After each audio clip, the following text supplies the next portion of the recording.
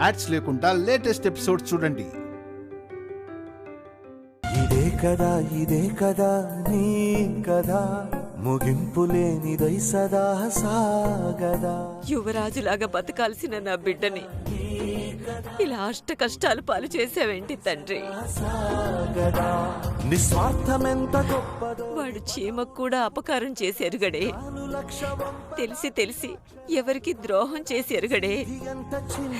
అలాంటి వాడిని ఇలా కష్టపెట్టడానికి నీకు మనసు ఎలా వచ్చిందయ్యా?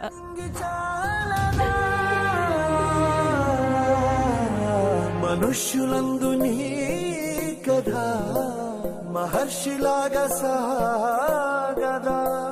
మనుష్యులందు నీ కదా మహర్షిలాగా సాగదా.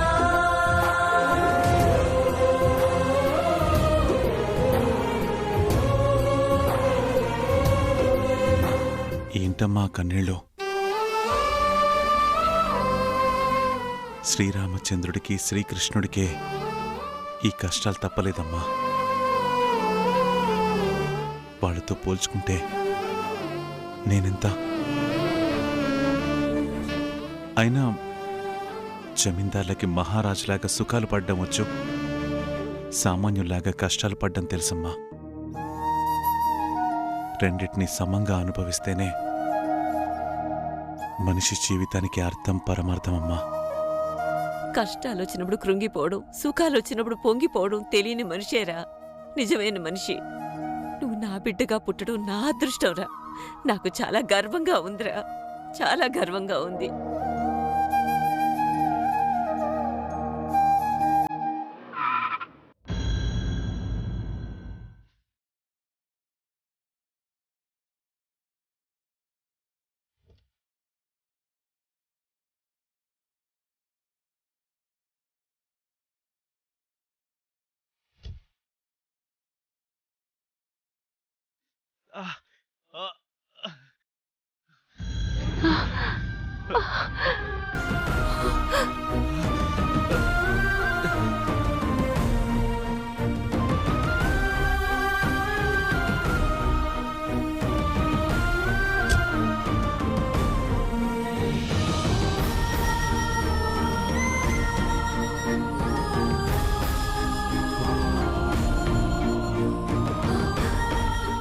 ఏమైందిరా నాన్న? వీరనారాయణ ఏమైందిరా? ఇలా కష్టాలు పడ్డం అలవాట్లేదు కదమ్మా. చేతులు కాస్త కందిపోయినాయి, దానివల్ల మండుతున్నాయి. నువ్వేం కంగారు పడకమ్మా, మెల్లమెల్లగా అలవాటైపోతుందిలే.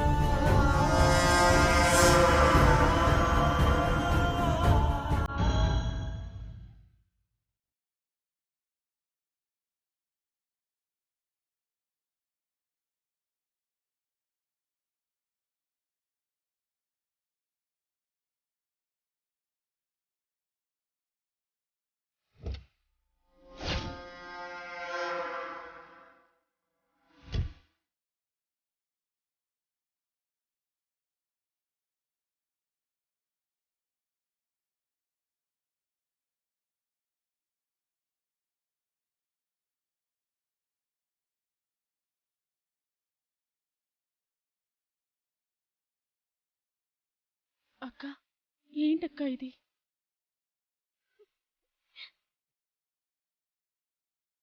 చూశారు కదన్నయ్య, చూశారు కదా వదిన.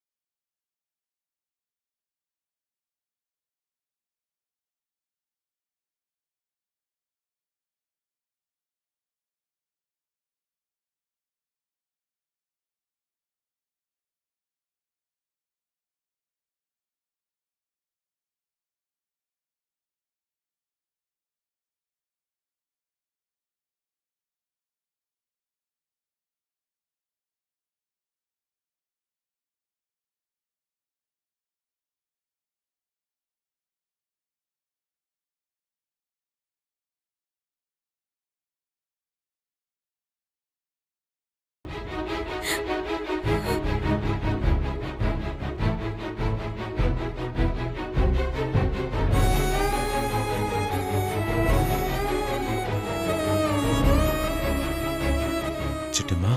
ఆ, చిట్టమ్మా, నా చిట్టి లత వచ్చారు.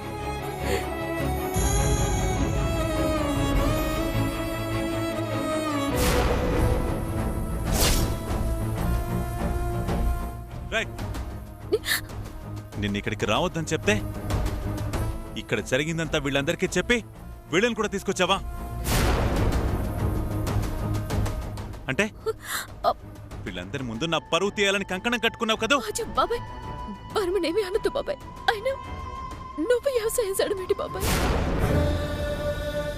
ఏం చేయమంటావు? దొంగతనాలు చేయమంటావా? లేదా దారి దోపిడీలు చేయమంటావా?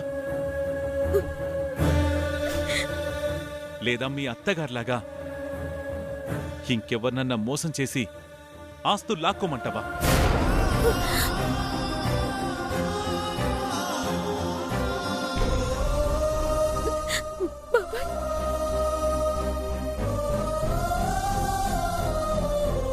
అవును చిట్టమ్మా, నాకీరోజు ఈ గతి పట్టడానికి కారణం ఎవరు? నువ్వు మీ అత్తగారు కదూ?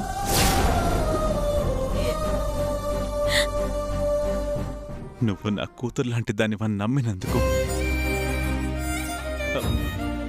నాకు తగిన శాస్తి జరిగిందమ్మా. అప్పటికి కాళ్ల వేళ్ల పడి మొత్తుకున్నాను, నా ఆస్తి నాకిప్పించమని.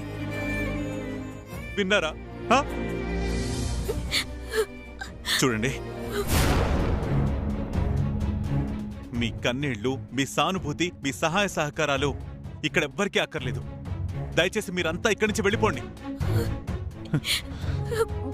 బాబాయ్, బాబాయ్,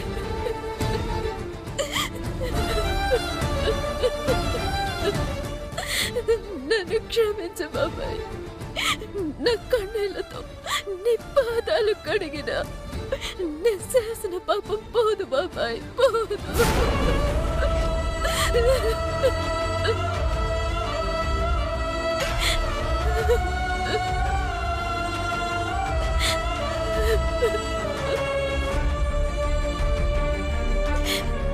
నువ్వు కోపంలో ఆవేశంలో అన్నా నువ్వన్న ప్రతి అక్షరం నిజం బాబాయ్. నా వల్ల నీకు గతి పట్టింది.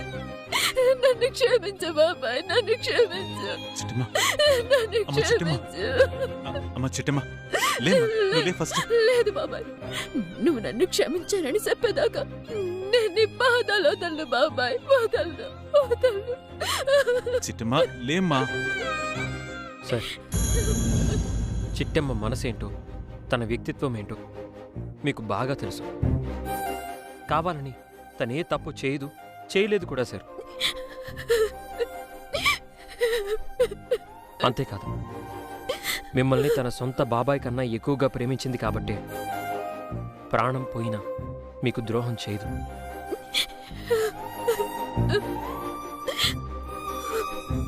ఆ విషయం నాకంటే మీకే బాగా తెలుసు. అలాంటిది చిట్టమ్మని ఎలా అపార్థం చేసుకుంటున్నారు సార్? నువ్వు నన్ను అపార్థం చేసుకున్నా పర్లేదు బాబాయ్, నన్ను తిట్టినా పర్లేదు, కొట్టినా పర్లేదు, నీ కోపం చల్లారేదాకా నన్ను చంపినా పర్లేదు. కానీ నన్ను క్షమించానని ఒక్క మాట చెప్పు బాబాయ్, ఒక్క మాట చెప్పు.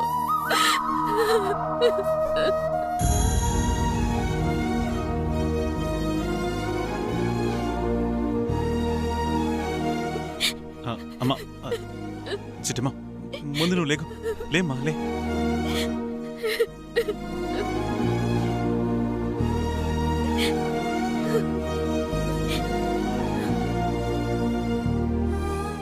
అమ్మ చిట్టమ్మా,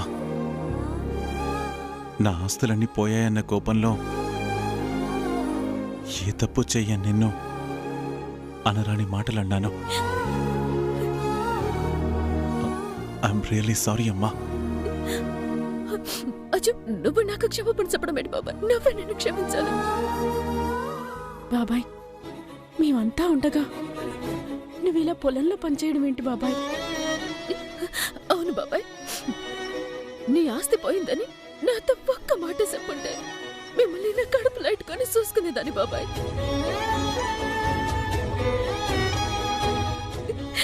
నేను తండ్రిలా కాదు, నా కొడుకులా చూసుకునేదాన్ని. బాబాయ్ ఇప్పటికైనా మించిపోయింది లేదు. వచ్చి బాబాయ్ మన ఇంటికి వచ్చి. వద్దు చిట్టమ్మా,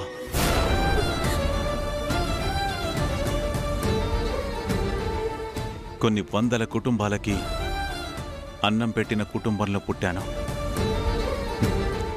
ఇప్పుడు అదే అన్నం కోసం నీ ఇంటి ముందుకొచ్చి నేను చెయ్యి చాచలేను.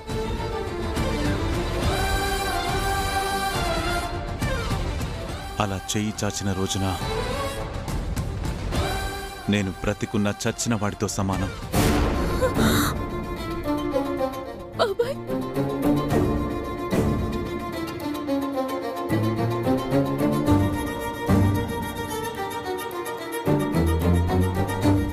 బాబాయ్ నేను బిడ్డను బాబాయ్. తండ్రి కూతురింటికి రావడం తప్పేమీ కాదు కదా. తప్పు కాకపోవచ్చు, కానీ నీకు పెళ్ళైపోయింది. నీ బాబాయిగా నా కూతురింటికొచ్చారనుకుంటారు. చిట్టమ్మా, నువ్విప్పుడు ఒక ఇంటికి కోడలివి. ఈ పరిస్థితుల్లో నేను నీ ఇంటికొస్తే నన్ను నేను దూరం చేసుకోవడం కాదు, బిడ్డలాంటి నిన్ను కూడా దూరం చేసుకున్నవాడిని అవుతాను.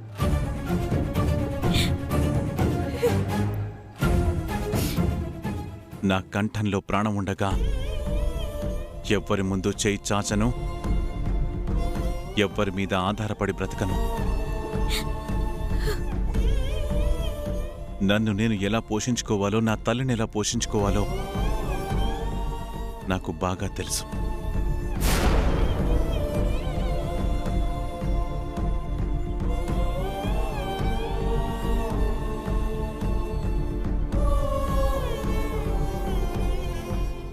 ఆహా, అసలు విషయం ఇదన్నమాట.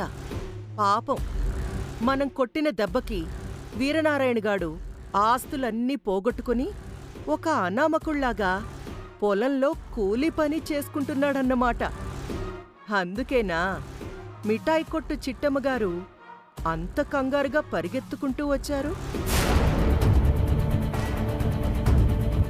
మీరు మాట్లాడిన దాంట్లో ప్రతి అక్షరం నిజమే కావచ్చు, కానీ చిట్టమ్మ అభ్యర్థనలో కూడా నిజం ఉంది సార్.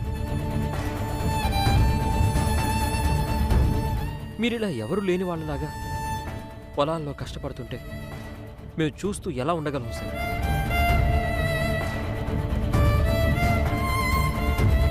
మేము మనుషులమే సార్, మాకు మనసులున్నాయి సార్. దయచేసి మా రిక్వెస్ట్ని మన్నించి ఈ ఒక్కసారి మా ఇంటికి రండి. రవిచంద్ర, నువ్వు చెప్పినట్టే మీ ఇంటికి వస్తాను, కానీ నా దగ్గర దొంగిలించిన నా ఆస్తి మీ అమ్మ దగ్గర నుంచి తిరిగి ఇప్పించగలవా? సార్, ఇప్పించలేవు కదా. నేను ఈరోజు ఈ స్థితికి రావడానికి కారణం మీ అమ్మ. మీరు నాకేదైనా సాయం చేయాలనుకుంటే నా ఆస్తి నాకు తిరిగివ్వటానికి మీ అమ్మను ఒప్పించండి చాలు. ఆ తర్వాత గతిలేని వాడిలాగా నేను మీ ఇంటికి రావాల్సిన అవసరం కూడా రాదు. నా ఇంట్లో నేనుంటాను, గతంలో లాగే దర్జాగా బ్రతుకుతాను.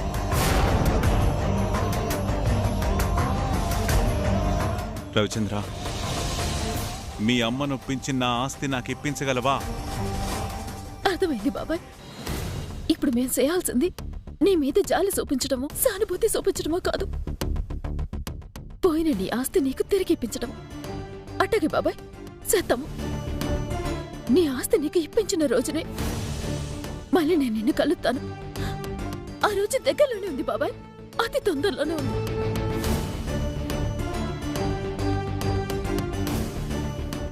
అవును బాబాయ్, నీకే కష్టం వచ్చినా 2 కూతుర్లున్నారని మాత్రం మర్చిపోకు బాబాయ్. అలాగేనమ్మా. నా అన్న బిడ్డలు నాకు దూరమైనా దేవుడిచ్చిన బిడ్డలు మీ ఇద్దరిని మా అన్న పిల్లలతో సమానంగానే భావిస్తానమ్మా.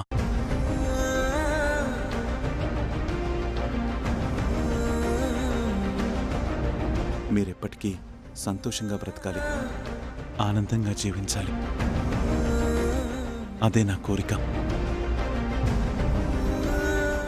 నేను బిడ్డనే బాబాయ్. అది చెప్పుకోలేని దౌర్భాగ్యంలో బతుకుతున్నానంతే. ఈ విషయం ఎలా చెప్పాలో కూడా అర్థం కావట్లేదు.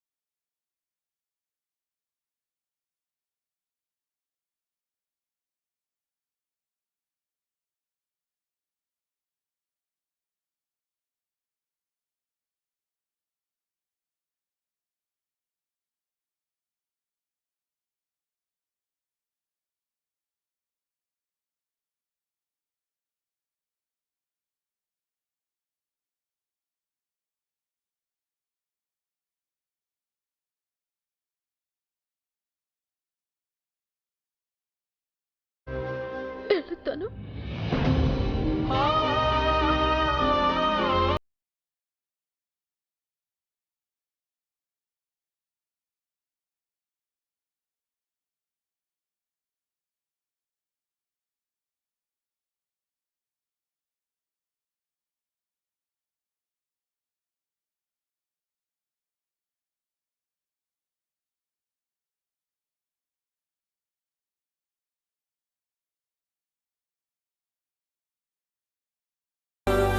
పదమ్మా.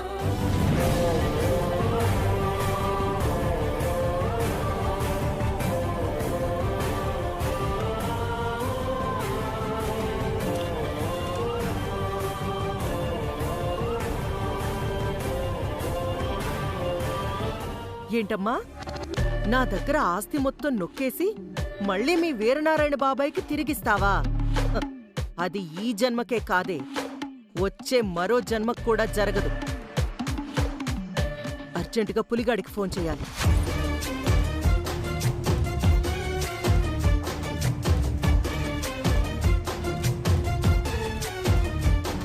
ఒరే పులి,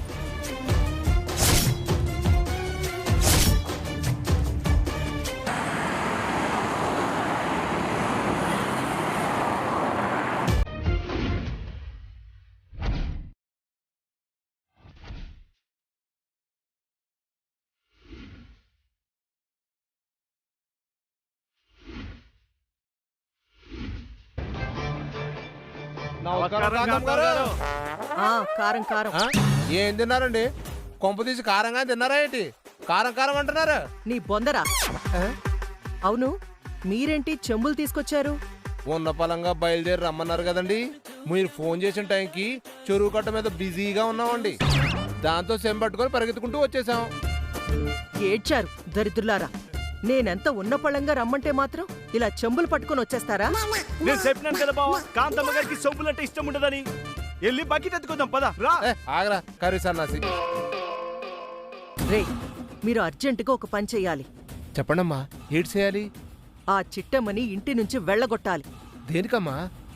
లతకి ఆ ముసలి మినిస్టర్ గాడికి పెళ్లి జరగాలంటే ఆ చిట్టమ్మ ఇంట్లో ఉండకూడదురా.